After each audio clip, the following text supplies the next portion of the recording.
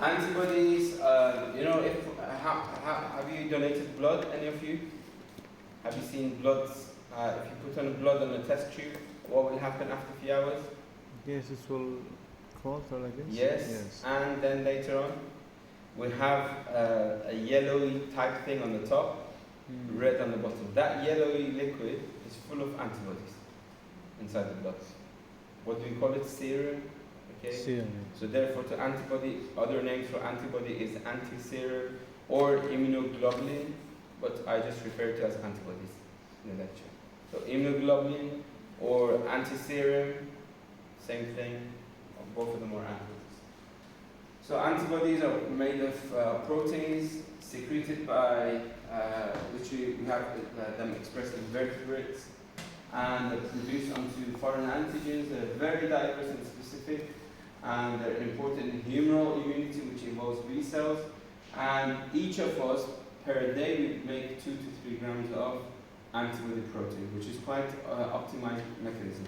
For instance, if you want to make 2 to 3 grams of protein from bacteria, you need a tank size of this roof and up to this big.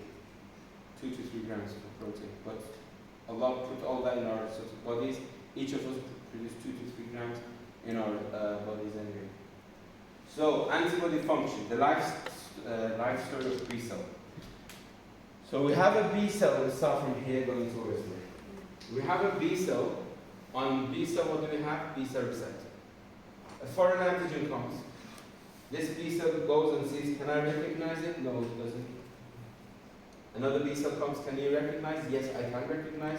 It gets a signal, starts clonal expansion of itself. So from the same B cell with the right receptor, we have many now. We have polyclonal. Poly means many, clone means clone of B cell. So all of them we have, and all of them has the same receptor. What will happen? They started showing their function, and some of these B cells that recognize the antigen, they differentiate into plasma cell. Plasma cells are short-lived cells, and their role is just to secrete antibody. Where do they do this? In the lymph nodes. Yeah? And they secrete the antibody inside the lymph node, and therefore it goes in the lymphatics. Then some of those B cells that recognize this would be turned into memory B cells. Okay? And memory B cells, then why we have memory B cells? If we have a second encounter with the antigen, then these memory B cells would actually be there and therefore show a fast immune response. Why? Because they already encountered it before. Okay, so this is literally summary of what I said here. Now, antibody. What does antibody do? In terms of the examples that I gave you for the military, remember I said the Ministry of Defense? Antibody acts like mine. Landmines, yeah? If I put my foot on a landmine, what will happen? It'll blow up. Okay? What is the purpose of mines? 2 things. 1, get rid of the enemy. Second thing, it shows the other side for detection. That suddenly, for instance, it's at night and dark, suddenly an explosion happened there. What do I know? Enemy is trying to come through there. Antibody has these 2 roles as well. It has effector mechanism, and it has a signaling mechanism as well. Okay? So what does antibody do? Let's say this is protein X, very toxic because of this, let's say, laser. So antibody, first thing it does, it neutralizes, it binds to this. Okay? It binds to this laser point. Yeah? You're happy now? Yes, I'm happy. It binds to this laser point. Why they don't have no vending machine here? The coffee shop is closed. No, just the vending machine. You put the card, gives you. There's none. Okay. Right, anyway, I'll tell you. So this is very protein X, very toxic with the laser. Antibody, first thing it does, it comes and binds to this, neutralizes it. So this is called neutralization. Second thing, the antibody sitting there, the tail of it acts as a signal. So macrophages come and engulf this whole thing. Acts as an opsonization. We say opsonization, it acts as a marker. So neutralization, opsonization. Another thing antibody can do, it activates the complement system. Okay? Can I see as well? It activates the complement system, right? What is complement system? I'll tell you in the next slide, but it's part of the innate immune system. Okay? That's the other thing antibody do. Another thing antibody do, it's called antibody-dependent cell-mediated cytotoxicity. How it works? It works with natural killer cells. So let's say we have a cell, there is a virus antigen sitting onto it. Antibody comes and recognizes it and sits on that membrane. The tail of it acts as a signal. Natural killer cells have receptor to the bottom part of the antibody. Okay, it recognizes and then it realizes there's a cell with foreign antigen, it kills that cell. Okay? And this is how antibody helps natural killer cells. And the other thing antibody do is using mast cells, which these are very big phagocytic cells, it helps them to get rid of parasitic worms and expel them.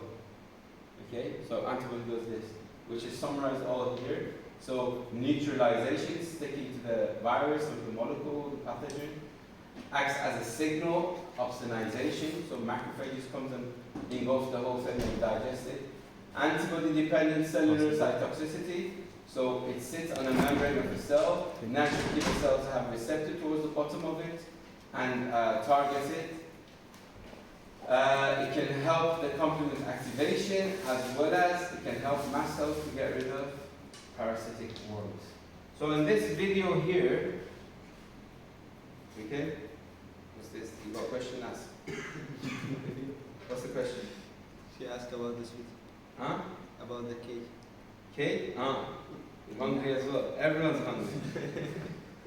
Right, if I knew, I would have brought you something. Right, okay. So in this video, you can see the neutralization and opsonization. You can see a artery, for instance, loads of cells, red blood cells, white blood cells.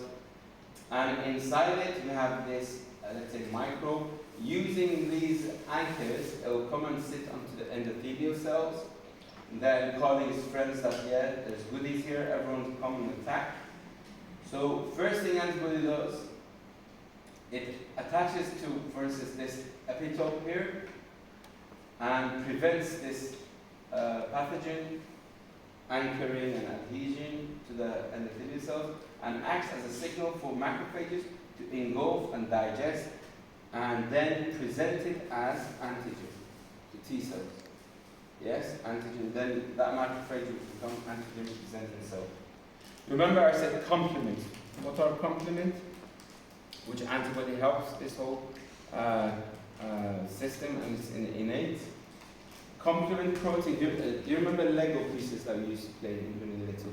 Yeah? Yes. Complement protein is like pieces of Lego. They're tiny proteins inside our bloodstream that once the pathogen is there, they all come interact with each other, activating each other, and then they show three functions.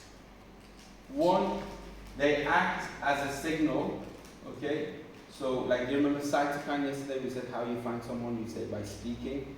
So they release these complement tiny proteins, and based on this concentration, the cells, the immune cells, realize where is that enemy. So they go towards those danger signals. The other thing they do, they come and sit onto the pathogen itself. So it's opsonization. Acts as a signal onto the surface of the pathogen. So macrophages can come and recognize it and digest that microbe, for instance. Or another thing they can do, a cascade of these proteins coming together, activating each other, they come and sit on the surface of the pathogen, and what do? They make a hole. So they all come sit each other. So imagine, let's say in a busy metro like in Tehran, 4 of you guys, yeah? You all squashed in together, but hold each other's hand and say, you know what, 1, 2, 3, each person one step back. What will happen? You'll make a hole. It'll make extra space. So this is what complement does, and then it kills the bacteria. So all the content of it comes out and it dies. Okay? So this is what complement does. Antibody helps this activation of these. Okay? This is another thing. Do we have to memorize like the names? You have 2-hour lecture on complement.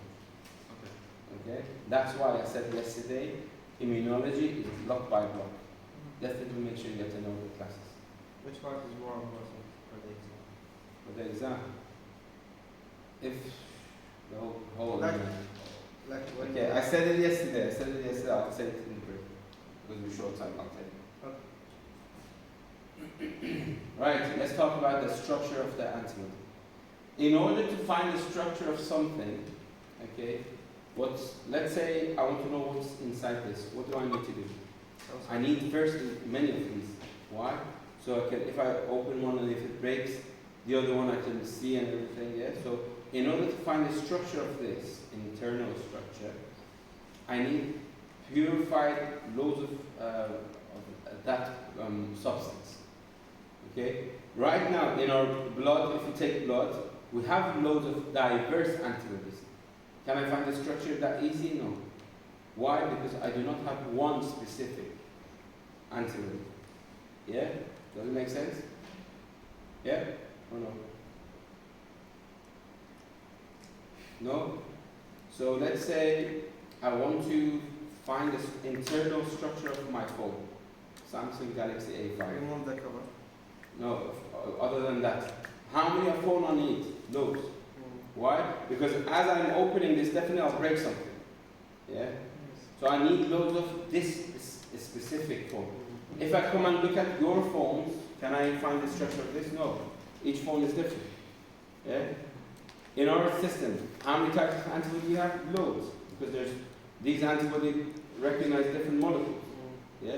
So it's difficult to find the structure of antibody until they came across a patient's multiple myeloma, okay, which they have cancer cells on plasma cells.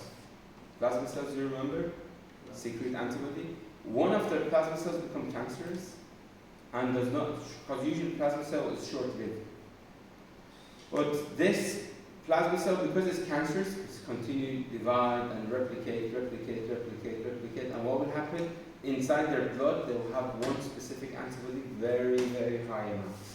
So all affecting on the body. So it will affect, if these patients are untreated, they'll die. Why? Because of high protein concentration in the blood. Okay? Renal failure. But what happened? They got their blood and they realized, oh, they have one structure of antibody very high. Therefore, they were able to find the structure of antibody back in the days. Okay? And they realized antibody is just like these set of knives. It has two regions. One is constant region, just like the handle, and the other region is the variable region. Okay? So if I go into this diagram, so this is the antibody, like the Y shape. It has a constant region, which is these parts here, and it has a variable region, which forms the what? Antigen binding site. The antigen comes and sits here. Yeah? Yeah. This is antigen binding site, and it's a variable region. Constant region there. Also, it has two different chains. One is the long chain, you can see in red and blue, and the light chain, which is shown in blue. So therefore, what do we have? VH. What does it mean? Variable heavy region. Variable region, heavy chain. Variable region, light chain. Constant region, heavy chain 1. Constant region, heavy chain 2. Constant region, heavy chain 3. So heavy, light. Yes, that's why the L and H stands for. C is for constant, which is this region here. Variable is here and there, which is the antigen binding site. Make sense? Till now? And another key thing with antibody you need to know, this Y shape is symmetrical. Whatever sequence we have here is on the other side as well. The same? Same, exactly the same. Meaning, if this antibody binds to this antigen here, it binds to this antigen exactly here as well. Okay? Same antigen binding sites. Yeah? All the time we should take two. Antibody has it, Yeah. antigen binding sites. What's these regions, FAB and FC? I'm talking, I'm going through this. Oh, okay. I'm not going to the next slide. So, next thing you need to know, in this region, because of the proline peptide we have, it gives antibody a flexibility. Okay. Why?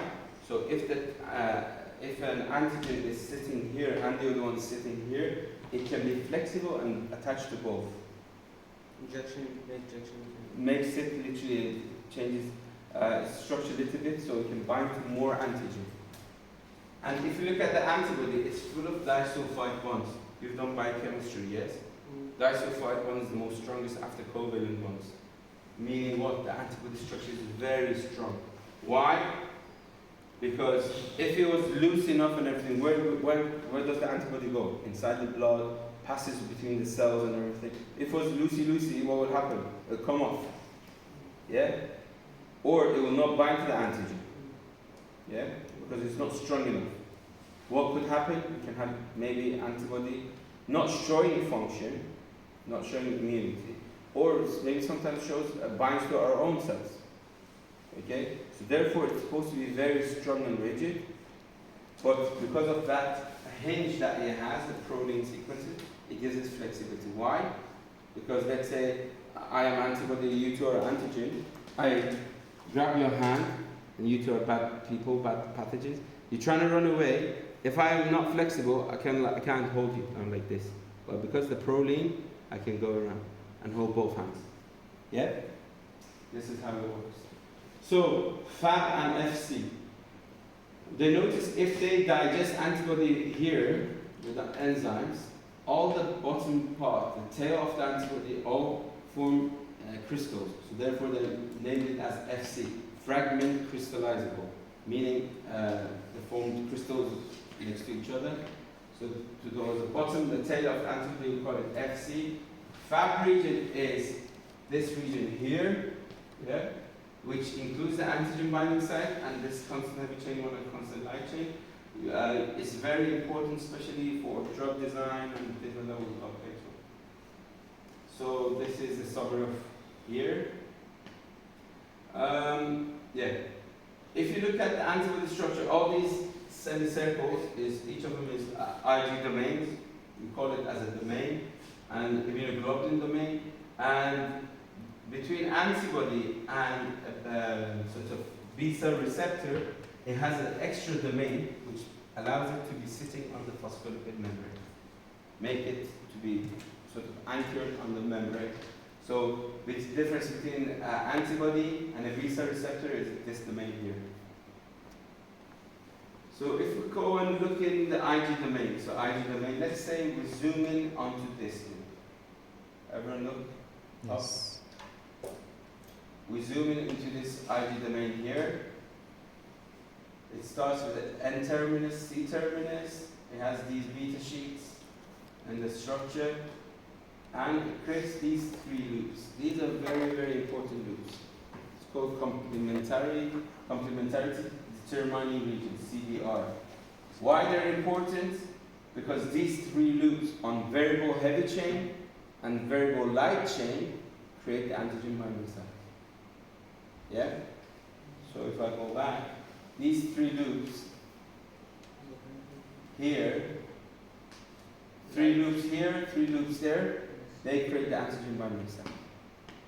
Okay? So you can see the loops here, three loops there, three loops there. They create the antigen binding site, and the antigen comes and sits here. Towards here, we call it paratope. The 3D structure of the antigen, we call it epitope.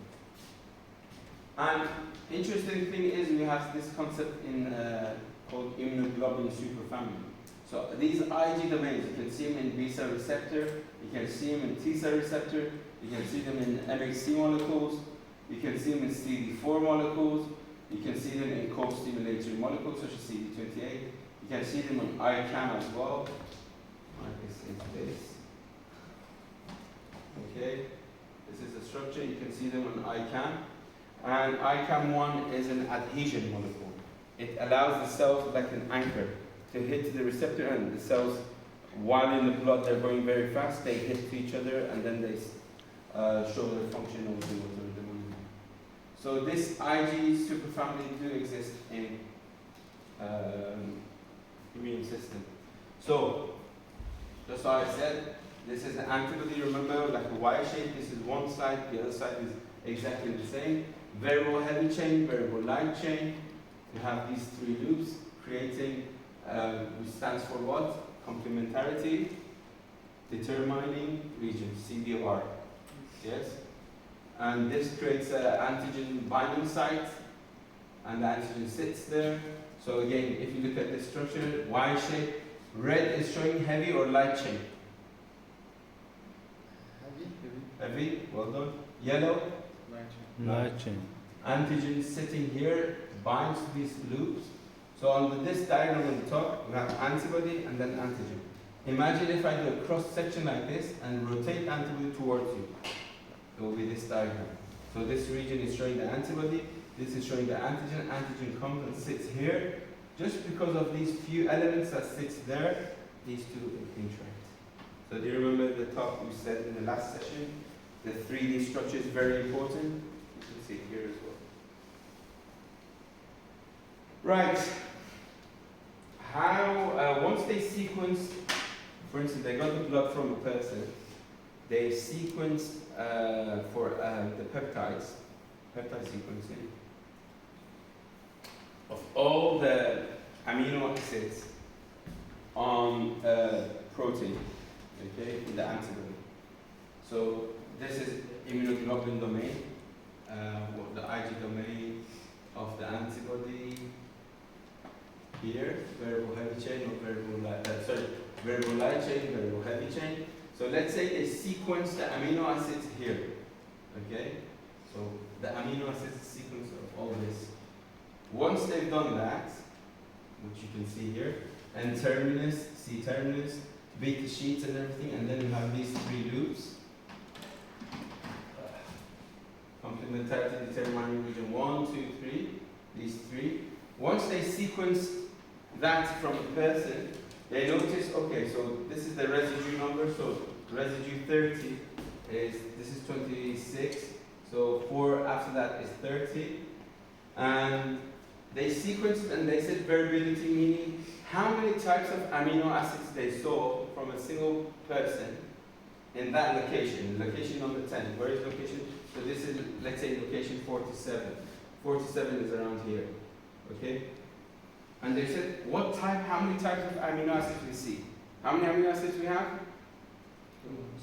In biochemistry, you know how many? So 20 something. Yeah? So meaning, at that position, like let's say 47, if this is around 10%, meaning 10% of that 20 amino acids, meaning they only saw 2 peptides. Either alanine, let's say, or serine. Okay? So this is low variability in terms of amino acids. But in these three regions, they saw high variability, meaning, literally, for instance, here, they saw all the different amino acids we have in a human person, in one single person, in between all of their antibodies. Meaning what? That the structure that we have here, these three loops, we can have very different amino acids there. Meaning what? The structure can be very, very different. Why? It gives us more antigen binding sites inside that person. So one antibody is this structure, the other one's like this, the other one's like that, the other one's like that. How their structure is different? Different amino acids. Okay? And so again, structures of there. So this is variable heavy chain. Times it by 2 for variable light chain means we can have very, very different antigen binding sites. Yeah? Sources of variation in antibodies. One, what happens on this antigen binding site, we have somatic hypermutation, meaning different mutation could arise in these CDRs, therefore we can have different amino acids, yeah, different peptides. Why? So different structure will be there, different B-cell receptors will have, or we can have gene conversion happening here, or another thing that can happen between antibodies, the constant region can be different as well. Okay? We'll talk about this in 2 slides, but bear with me right now. These 3 definitions you need to know. Antibodies can be isotypic, meaning their bottom part can be different. The tail, the constant region, yeah, can be different, which I'll talk about it next slide. Or they can be allotypic, meaning, for instance, if I inject this protein X to myself, my antibody against your antibody against the same epitope, because we're genetically different, we call this allotypic. So two different individuals showing same antibody against same epitope would be called allotypic from two different individuals. Ideotypic meaning if my same antibody in my body recognizes this antigen or recognizes another antigen. Okay, these two would be from the same individual, we would say ideotypic, meaning the antigen binding site is different. Yeah. Yeah? How about the allotypic? Allotypic means if I inject this antigen to me, my antibody against this, or if I inject it to him, his antibody against this. Both of us have the same epitope, but because we're genetically different, the sequence that we have here is different. Okay? So this we call allotypic. The sequence we have in this bottom part of the antibody, the binding site is exactly the same. The same, but we choose. The tail of the antibody, the sequence of it is different. So, for instance, my antibody, because I'm genetically different to you, the sequence of it is different. The antigen binding site is same for same epitope, yeah, but the rest is different because we're genetically different, yeah. And to this we say allotypic. Allo meaning what? We say allotransplantation. Allotransplantation means we have xeno. Xeno means from animal to a human. Allo means from a human individual to another human individual. Autotransplantation, what does autotransplantation mean? From myself to myself. Yes. So allo means from between two different individuals. Yeah. Not two different species, two different individuals. So, Right. what difference is it from isotope? Isotopic, I'm just going to talk about them right now, and then you realize the difference. Okay?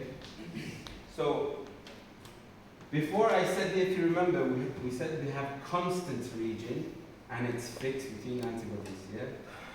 So I showed you the knife handles, yeah? And all of them looking the same. So those knives are inside the house, usually.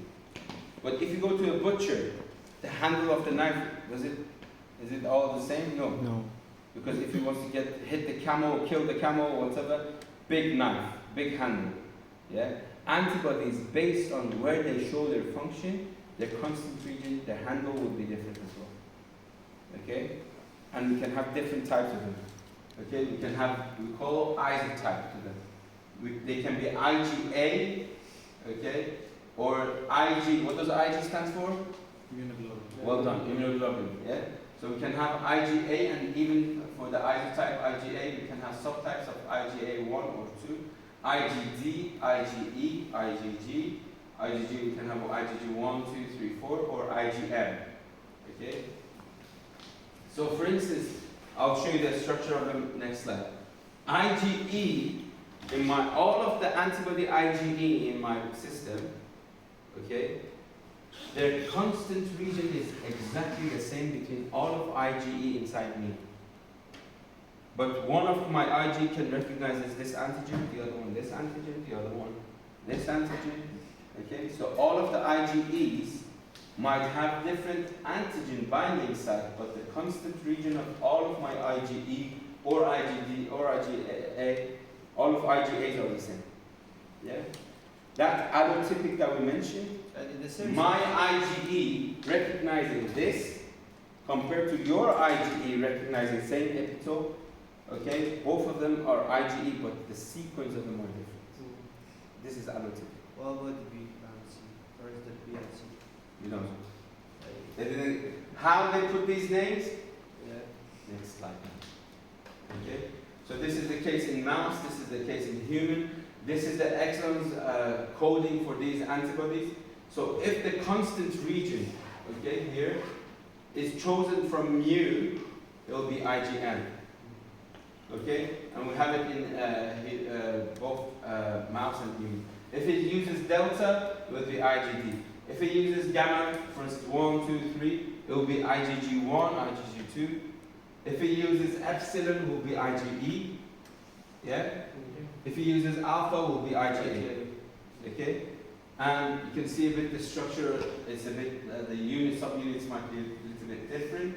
And when they actually form, each of them, as I said, the epitopes here might, for instance, I can have an IgE against this, and I can have an IgA against this as well. So that means the antigen binding site would be exactly the same, but the bottom part is different. Why this bottom part is different? On this slide here. Okay? So IgA, IgD, IgE, IgG, IgM. Couple of things to know. Okay, this is showing if they have subtypes or not. This is showing the concentration inside the blood, and if you look at it, IgG is the most abundant in the blood. Okay? And this is showing, usually we'll see them in what form. Okay? So IgA is usually in dimer. How many antigens this molecule can bind? Which one? Top one, IgA. How many? 3, 5. 5. 4. 4. Who said 4? Me. Yes. 1, 2, 3, 4. Well done. And all of the epitope is exactly the same. So this molecule, when it's as a dimer, it can bind to same epitope, but 4 of them. Okay? Whereas if it's a monomer, if it's just like this, it can only bind to 2. 1, 2. Yeah? If it's a pentamer like IgM, how many can it bind? 1, 2, Penta 3, means 5. 4, 10. 5. 10. So of the same epitope, it can bind to 10 of them. Okay? And each of them, they have different roles. So for instance, IgA, we've listed here, it has role in mucosal immunity. Okay? You remember I said, based on the antibody is where they're different in terms of the constant region. For instance, IgD is used as a naive antigen B cell receptor. IgG, for instance, is used for opsonization, complement activation. Yeah? IgE is the antibody that basophils also secrete, and it helps to get rid of the parasites. Remember yesterday we said they make histamine for smooth muscle contraction. IgE also, it drives the immune response towards fighting against parasites. Okay? And IgM, if it's as a just monomer, it acts as a naive B cell. Otherwise, they're used for complement activation like this in the pentamer. You have a 2-hour lecture on B cell function and development. They'll talk to you more details about this. Just for today, know that there are different structures, okay, and each of them have different roles. We should remember all of this information. Later on, you memorize it because they come back to you. Yeah, I will Today- repeat it. Huh? Let's be repeat. I'll tell you about that exam, don't worry. In the break. Right. How are we doing this time? We'll finish. Last thing we talk and then we'll finish. So this is the last part for the first 2-hour session. Then we have another 2-hour session. Today as well? He said, and now the love, Right, monoclonal antibodies. Monoclonal antibody, what does it mean? This is protein X, very toxic. Huh? That's me. Well, no. So this is protein X. Okay, how many epitopes that it has? He said many.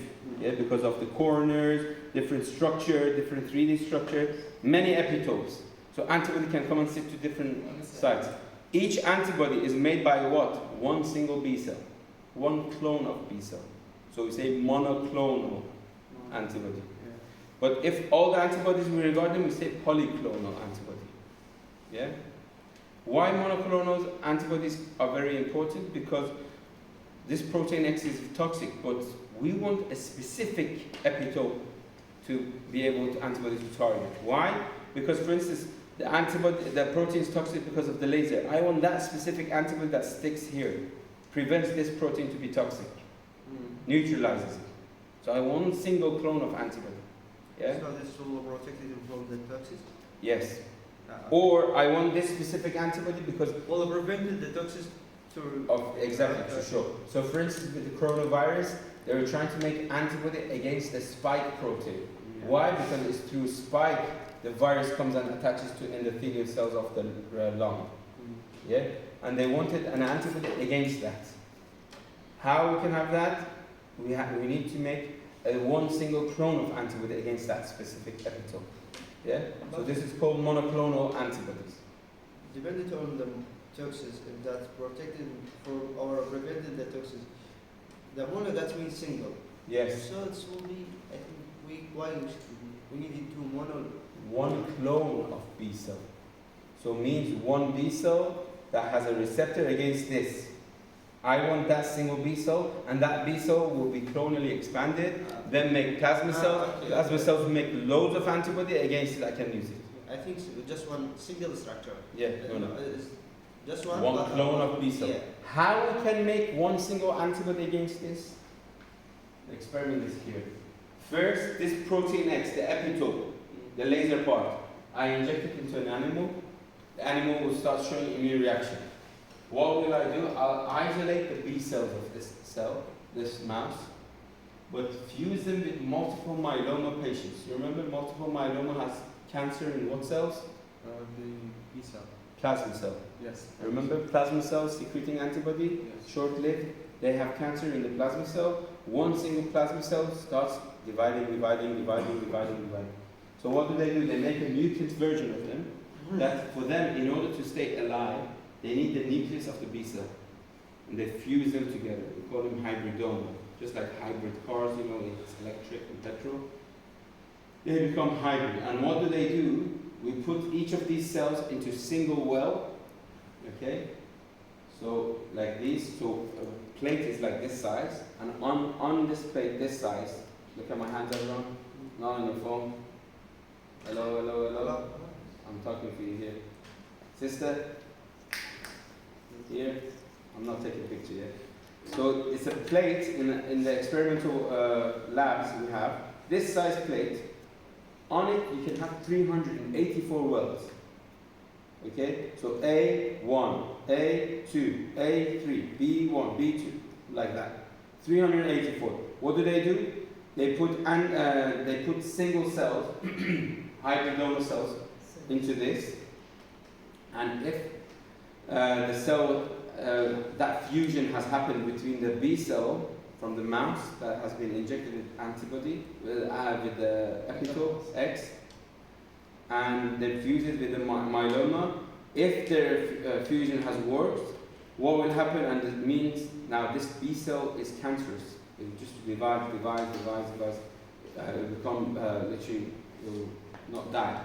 Why is that the mouse? Because we can do it rapid, you can do any animal. Okay? Any animal. And what will happen? This single cell will start making loads of antibodies. Okay? So inside the plate, they got 384 cells, for instance, in this size plate. And on the other plate, what do? They put the antigen X, the protein X. They coat all the wells with antibody X.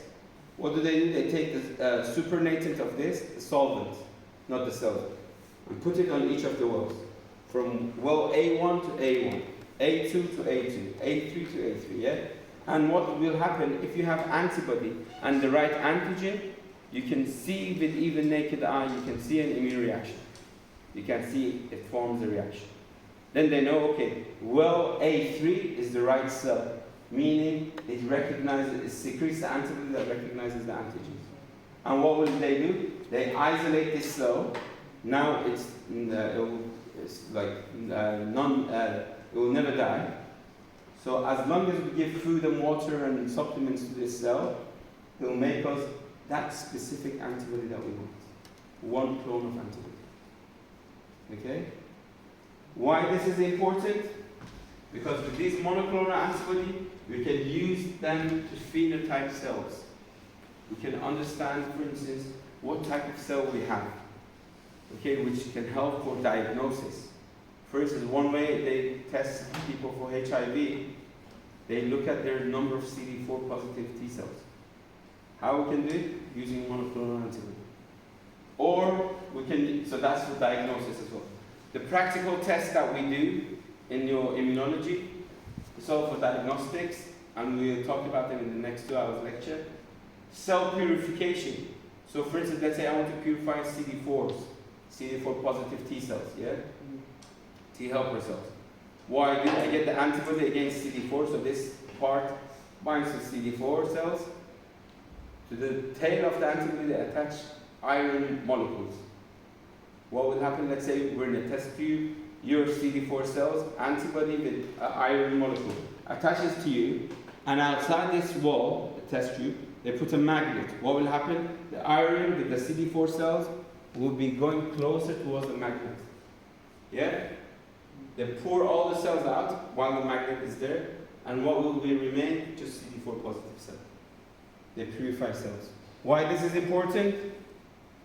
Right now medicine is going towards chemical drugs into cell therapy. So we need it for that. Okay? And another thing, monoclonal antibody can be used for what? For therapeutic purposes. For instance, because we can have antibody against anything. Yeah? Let's say there is a danger signal that we have in some patients, autoimmune patients, such as psoriasis. We have TNF alpha. It's a cytokine. It's a danger signal, inflammatory signal. Okay? These individuals, they highly express it for no reason. And it shows a pathology towards their skin and everything. So how they treat them, they give antibody against TNF, against that danger signal. They inject it to these patients, it dampen their danger signals. Okay? And this is a list of different targets, different effects, using monoclonal antibody for therapy in different diseases, whether psoriasis, transplantation, SLE, Crohn's diseases, or on this slide here, for various different cancers, breast cancer, things like that. And the list goes on and on and on. Okay? Right, last slide, let's summarize. Huh? No, you have another 2 hours. I'll tell you. No, you should not memorize. Okay. But just know that monoclonal antibody has these therapeutic applications. So we talked about antigen binding molecules, we talked about antigen, epitopes, immunogenicity, tolerogen, immunogen, yes, antigen binding in T cells, superantigen, mitogen we talked about. And then we talked about antibody, we talked about their structure. You remember, we said it's a Y-shaped, symmetrical, antigen binding site. It have a heavy chain and it has 2 light chains. Therefore, we have variable heavy chain, variable light chain. This makes the antigen binding site. And it has the hinge, it gives flexibility. It's full of disulfide bonds. The antigen binding site plus the constant heavy chain and the constant light chain constant heavy chain 1 and constant light chain makes the FAB, fragment antigen binding. The bottom part is called FC, fragment crystallizable. And we talked about the function of the antibody. Remember, neutralization, opsonization, complement activation, helping mast cells get rid of parasites, and antibody-dependent cellular cytotoxicity using natural killer cells. Then we talked about how monoclonal antibodies are made and what is their role. Yeah? Right, what time is it? 10 o'clock. Yeah. So be back in 10:10, yeah?